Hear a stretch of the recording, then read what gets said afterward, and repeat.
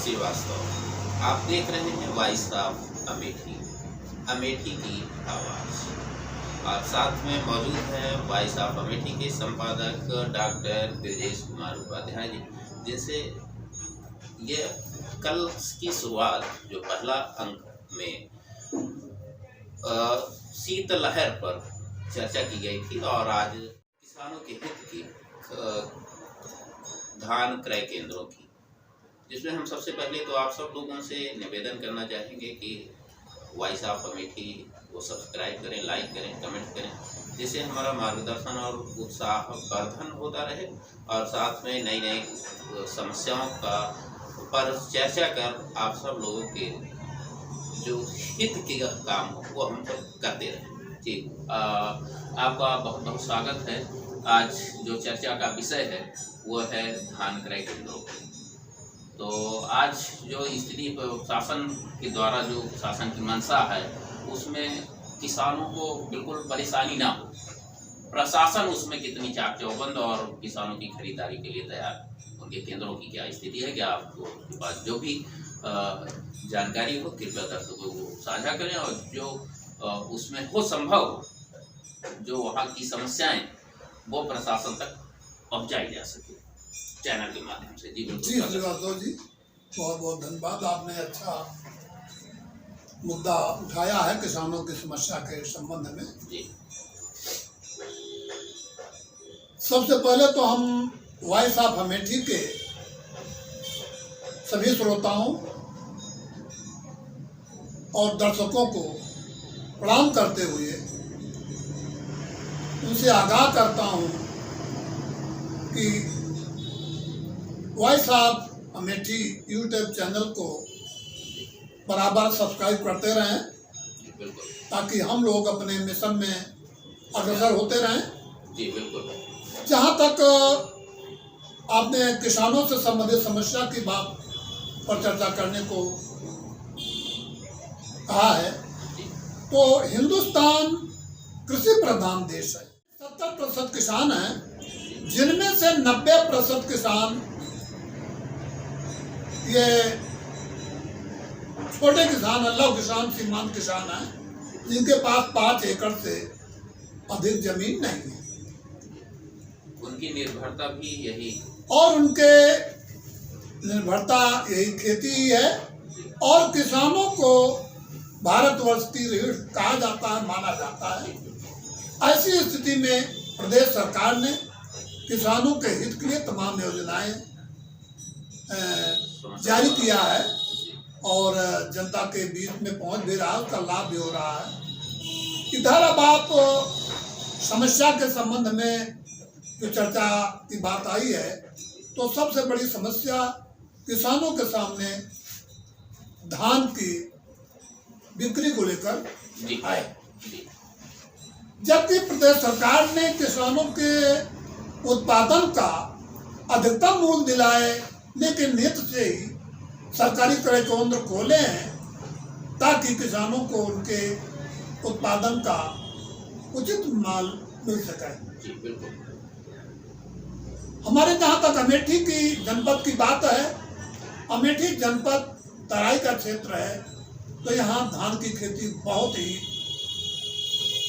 अधिक मात्रा में होती है और इसी पर हमारा पूरा अमेठी जनपद निर्भर भी है। यद्यपि इस बार 2022-23 में धान की रोपाई लगभग 65-64 हजार हेक्टेयर में नहीं हो पाई, जबकि जहां तक मेरा अपना मानना है कि लगभग अमेठी जनपद में 1,38,609 हेक्टेयर कृषि भूमि है। इधर कुछ थोड़ा सा विकास होने पर लगभग 670 हेक्टेयर भूमि कम हो गई, लोग आबाद हो गए वहाँ।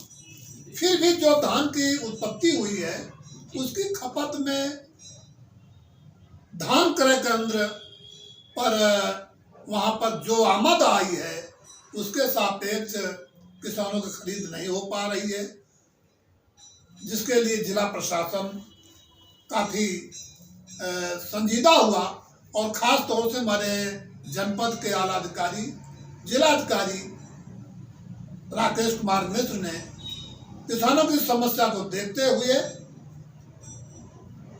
जहां पूर्व में 68 क्रय केंद्रों का स्थापना कराई थी, उनमें आवक बढ़ने पर उन्होंने सभी केंद्रों पे लगभग डबल कार्टों की व्यवस्था करा दिया है ताकि किसानों का धान की खरीद सुचारू रूप से कराई जा सके।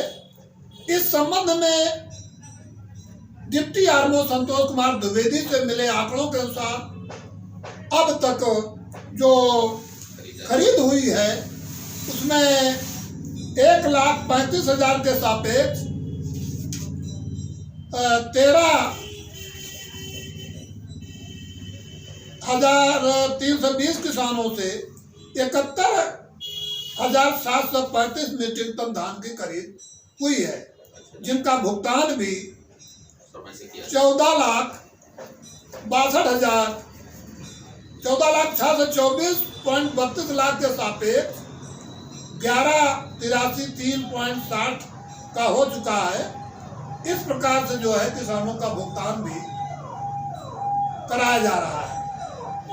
जिस प्रकार से किसानों की परेशानी तो उसको लाना ले जाना, जितनी मेहनत करते हैं वहाँ क्रय केंद्रों तक पहुँचाना, हाँ, इन सब का अगर मूल्यांकन किया जाए तो किसानों को बहुत बड़ी परेशानी जरूर है, लेकिन जब उनका किसान तौर उठता है और उनके खाते में पैसा सीधे चला जाता है तो उनको बहुत ही सुकून होता है और 20 रुपये 40 पैसे के हिसाब से प्रति क्विंटल का उन्हें उनकी उत्पादन का मूल्य सरकार द्वारा दिलाया जा रहा है।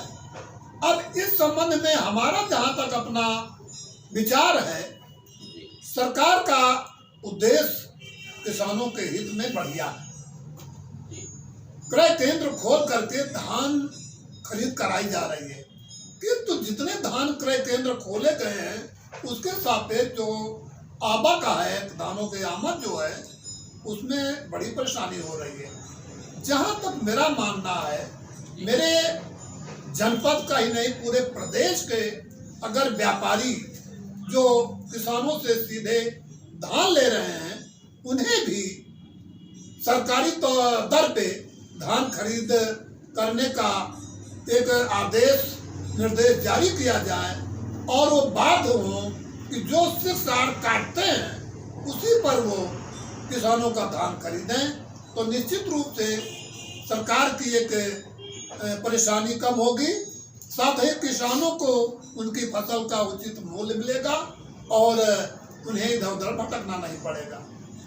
तो यह मांग किसानों को करनी भी चाहिए और शासन प्रशासन को इसे अमल में लाना चाहिए कि जब हमारे धान गेहूं की फसल को आम व्यापारी खरीद रहा है तो सरकारी रेट पर क्यों नहीं खरीद रहा है, इसके पीछे उसकी क्या मंशा है, इस पर विचार किया जाना चाहिए और इसके निस्तारण के लिए जिला प्रशासन को चाहिए कि आला अधिकारी जो तहसील स्तर के हों, ब्लॉक स्तर के BDOs हैं, कृषि विभाग के अधिकारी हैं, उनको लगाया जाए, उनसे पूरी मॉनिटरिंग कराई जाए।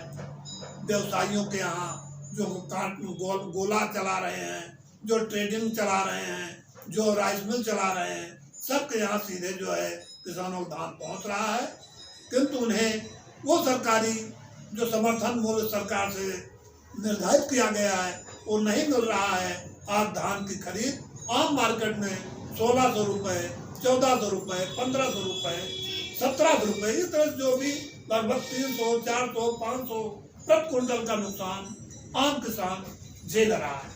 यही तो सबसे बड़ी परेशानी का। तो इस परेशानी के लिए जो ये छोटे और मझोले किसान हैं, यही उनकी खरीदारी क्रय केंद्रों पर कुछ मुश्किल होता है। हाँ, बहुत सही कह रहे हैं आप। छोटे दुर्लभ और सीमांत किसान हैं, क्योंकि उनके पास ट्राली भर माल ले जाने के लिए पैसे नहीं है और जो बड़े बड़े व्यापारी किसान हैं वो अपने साधनों से क्रय केंद्रों पर पहुंच रहे हैं और उसका लाभ ले रहे हैं। तो इन लघु सीमांत कृषकों के लिए जब तक व्यापारी वर्ग का जो खरीदारी है इस पर नियंत्रण नहीं होगा, इस पर सुधार नहीं होगा, तब तक उन लघु और सीमांत किसानों को समस्या का समाधान हो पाना संभव नहीं है। जी बिल्कुल। अभी जिस प्रकार से वॉइस ऑफ अमेठी के संपादक डॉक्टर ब्रजेश कुमार उपाध्याय जी ने उसको बखूबी अपने चर्चा अपने उसके माध्यम से अवगत कराया, किसानों की परिस्थिति को समझा है। ये आज दूसरा किसानों के हित में जो परेशानियां हो रही हैं उसको दूर करने का प्रयास करें और इसी के